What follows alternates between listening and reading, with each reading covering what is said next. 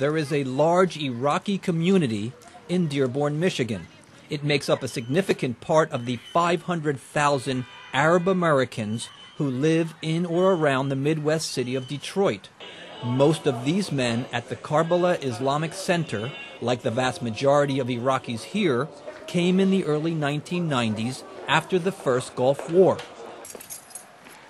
But Ahmed Kareem arrived just a year ago.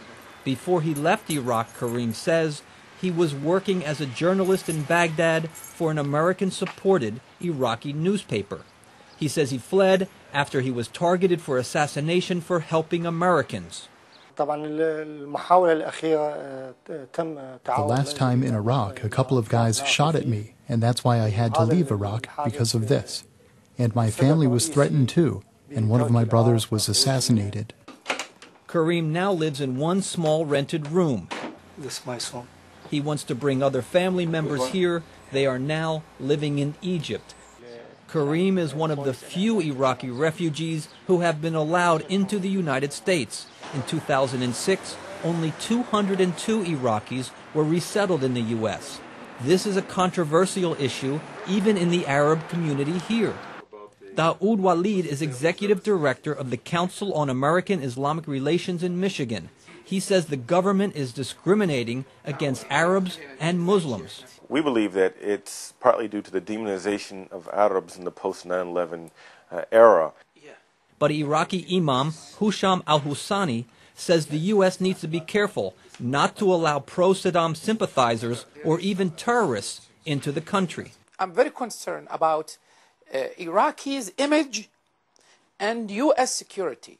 So if we bring bad elements, they will reflect bad image of Iraqis in America, and they will disturb the peace in this country.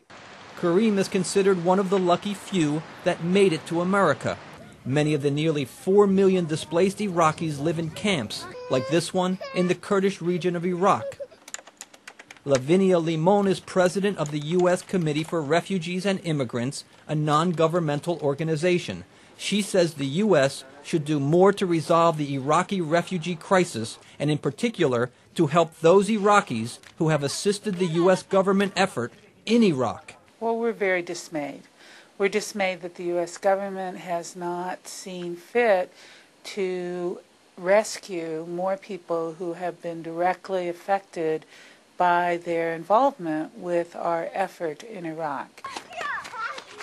This year, the Bush administration announced a $20 million increase in funding to support refugee programs. And U.S. State Department Undersecretary Paula Dobryansky said the U.S. would work with the UNHCR, the UN High Commission for Refugees, to significantly increase the number of Iraqis allowed into the country. We are expanding our capacity to receive referrals from UNHCR and plan to process expeditiously some 7,000 Iraqi refugee referrals in the near term.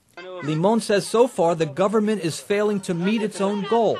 The problem, she says, is partly bureaucratic mismanagement, but she also believes the administration wants pro-American Iraqis to continue to help the war effort in Iraq. Brian Padden, VOA News.